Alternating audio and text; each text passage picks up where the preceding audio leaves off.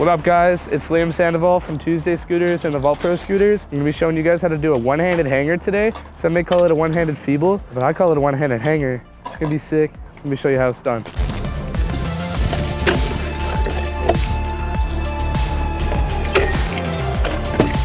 All right, let me show you guys how to do it on the bank to out rail. First off, you're gonna wanna know how to do a feeble on a rail or a hanger, whatever you call it. Just wanna have your back wheel snug up against the rail and your front wheel off to the side. You don't wanna be like this, you don't wanna be like this, you wanna be like this. And you wanna have your back wheel rubbing up against the rail. Let me show you how to do that real quick.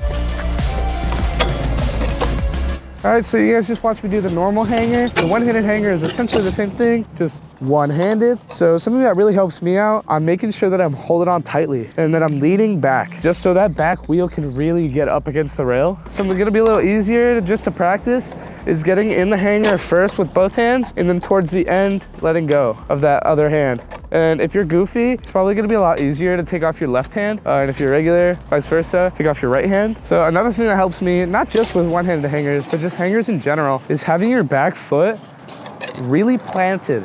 Make sure that thing is on there. And then your front foot, make sure it's a little more towards the front of your deck and push it outward and keep that back foot locked. All the grinding point is on the back. So when your foot's here, that's all you need really. But the front foot does help with balance. So I'll show you guys a one-handed hanger.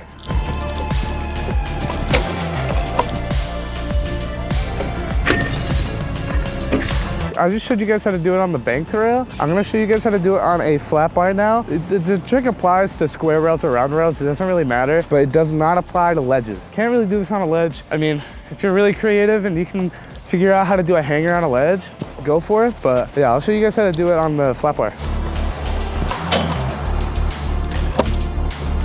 All right, I just showed you guys how to do it on the flat bar. You approach it the same way. Make sure that you're keeping your back straight. You're leaning a little more back than usual. Make sure that your arm is strong. You got strength in your arm, dude. Can't be all loosey or you're gonna let go. You're gonna die. You're gonna fall back on the rail and get hurt. Make sure that back foot is planted. And yeah, you just jump into it. Extend the arm. You can do whatever you want with this arm. You can dab. We're here at the down rail. I'm gonna show you guys how to do that. It's probably the hardest obstacle to do it on is a down rail. Possibly an up rail too. An inclined rail is gonna be harder to do it on.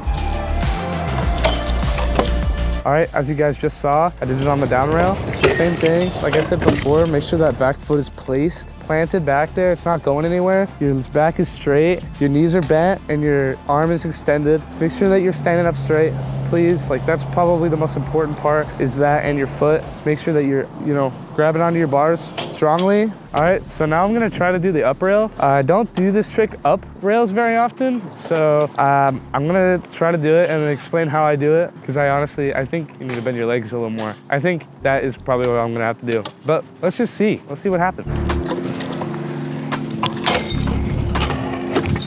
All right, so I just showed you guys how to do up the rail. I don't do that very often, so it's a little out of my comfort zone. I definitely noticed that I needed to bend my legs a lot more. And I needed to lean back a lot more too. Just to, with the flat bar, I can stand straight up and not have to lean back super far. But with this, since it's an up rail, I gotta really push it. So I gotta lean back a little more, really push the feet forward. Other than that, it was essentially the same thing. Just taking the hand off, jumping, taking the hand off, making sure that my back is straight and I'm leaning back a lot more to push it up the rail. And make sure that back foot is locked in place. All right, that's it for this how-to. I showed you guys how to do it on the bank to rail, the flat bar, the down rail, and the up rail.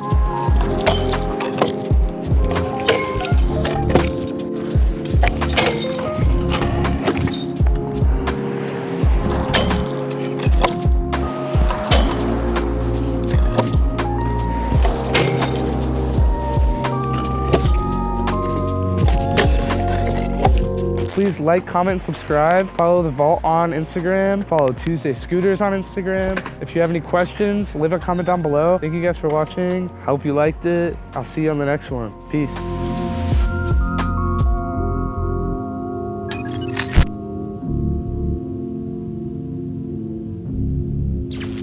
Have a great day.